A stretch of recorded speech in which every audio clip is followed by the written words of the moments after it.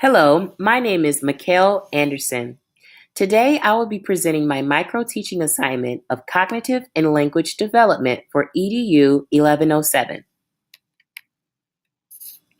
Our learning goals for today are define development, discuss the development of the brain and compare the cognitive development theories of Jean Piaget and Lev Blavatsky. Identify the key features of language, biological and environmental influences on language, and the typical growth of a child's language. In order for us to understand about cognitive and language development, we must understand the development stage.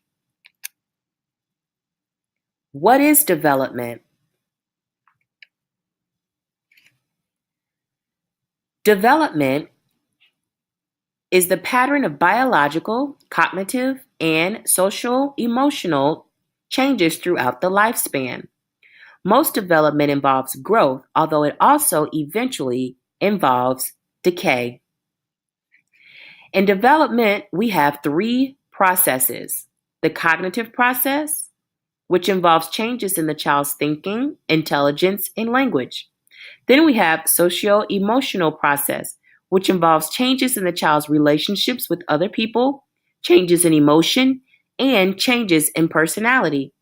And next, we have the biological process, which produces changes in the child's body and underlie brain development, height and weight gains, motor skills, and puberty's hormonal changes. Next, we have the 5 periods of development. 1. Infancy, which occurs from birth to 24 months. Next, we have early childhood, 2 to 5 years old.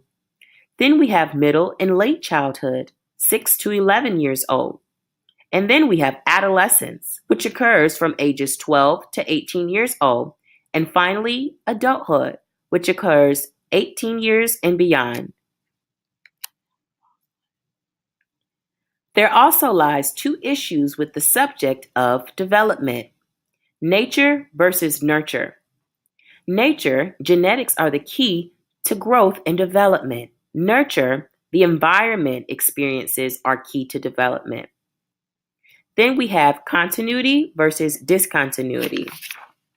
Continuity is the development where cumulative and gradual changes take place, and discontinuity, where development is in distinctive stages. Now that we have talked about the development stage, we are now going to transition into cognitive development. What is cognitive development? Cognitive development is the construction of thought processes, including remembering, problem solving, and decision making from childhood through adolescence to adulthood.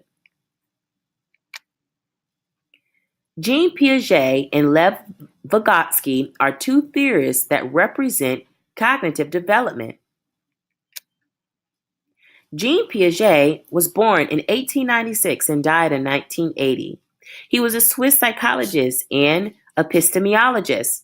Most of Piaget's interest in the cognitive development of children was inspired by his observations of children in his family. These observations reinforce his theory that children's minds were not merely smaller versions of adult minds. Up until this point in history, Piaget's thoughts were that children were treated as smaller versions of adults. Piaget's concepts of theory reflects on how humans create and how individuals adapt to their environment. They adapt through schemas, which is actions or mental representations that organize knowledge; assimilation, incorporating new information into existing schemas; accommodation, adjusting existing schemas to fit information and experiences; organization, grouping isolated behaviors and thoughts into a higher order system; and equilibration, a shift, a resolution of conflict to reach a balance. Jean Piaget had 4 stages. The first stage is sensory motor. This occurs from birth to age 2. This is when knowledge is acquired through sensory experience and physical interaction. Knowledge is gained through limited movement and physical reaction. Also, language skills are developed through physical movement, which will eventually mimic sounds. The second stage is the pre-operational stage. Children at this stage are around the age of 2 to 7. They learn through pretend play. They struggle with logic. They are egocentric with their view of the world, and they tend to lack concept of conversation. The third stage is concrete operational stage. This age range is from 7 to 11 years old. Children begin to think more logically, speak in concrete facts, gain ability to sort objects in order by various characteristics, but they still struggle to grasp abstract and understand conversation. And the last stage is formal operational. This is from age 11 into adulthood. This is the final stage of development. Logical, deductive reasoning, abstract thought, the ability to visualize multiple solutions to a problem, express and debate abstract concepts, and finally, they are more scientific with their approach to the world. The second cognitive theorist that I would like to elaborate on is Lev Vygotsky. Vygotsky was born in 1896 and died in 1934. He advocated of early childhood programs that met the needs of the whole child. His belief is that children need to acquire a set of fundamental competencies that shape their minds for further learning through cognitive, linguistic, and social-emotional stages. Vygotsky feels that socialization is a direct influence of learning. He felt that community and parental influence greatly impacts the way and when children learn. Vygotsky's theory consisted of three main parts. One, the zone of proximal development, known as ZPD, which is through guidance and assistance, difficult tasks can be mastered. Two, scaffolding, which is adjusting the amount of support based on the child's performance. And three, language and thought, where language supports the solving of tasks through private speech, where the child will talk to themselves in order to plan, guide, and monitor themselves, and inner speech, turning private speech from out loud to inner thoughts. Now let's compare the two theorists. We have Piaget's ideas, Vygotsky's ideas, and what they share in common. Piaget's ideas is where there are four distinct stages, whereas Vygotsky's idea, he doesn't have stages and believes in continuous development. Both were constructivists. Now this leads us to language development. Language is a form of communication, spoken, written, or signed, that is based on a system of symbols. There are 5 rules of language: phonology, morphology, syntax, semantics, and pragmatics.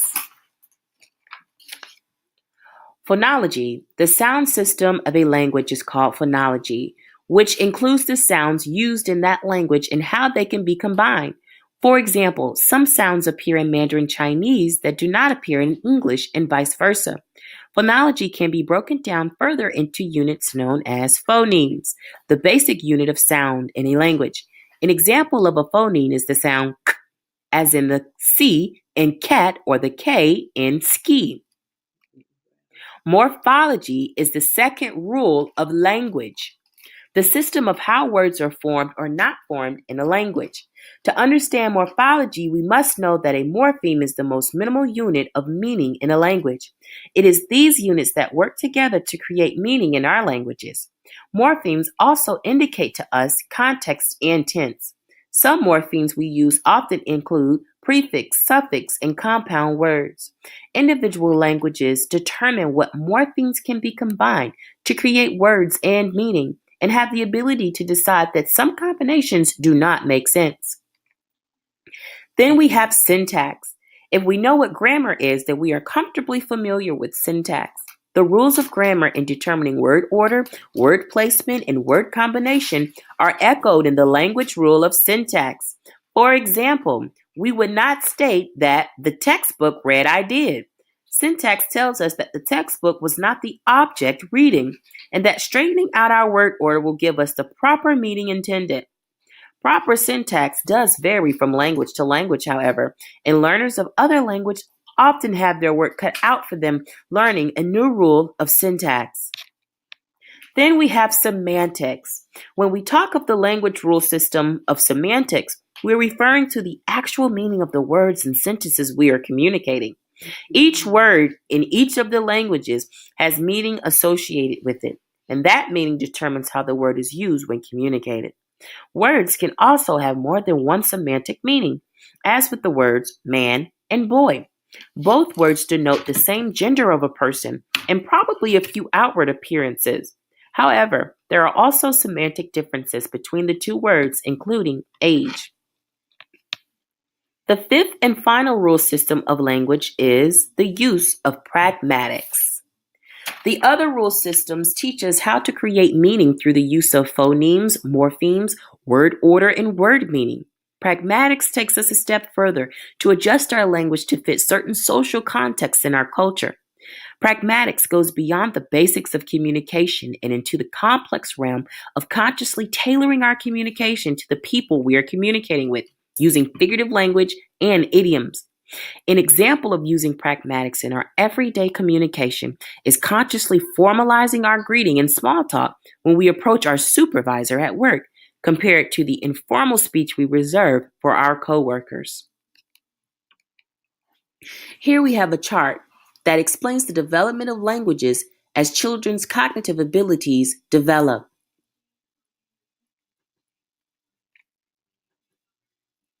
And that concludes this presentation. This slide provides 2 discussion questions that you can work on your own. Thank you.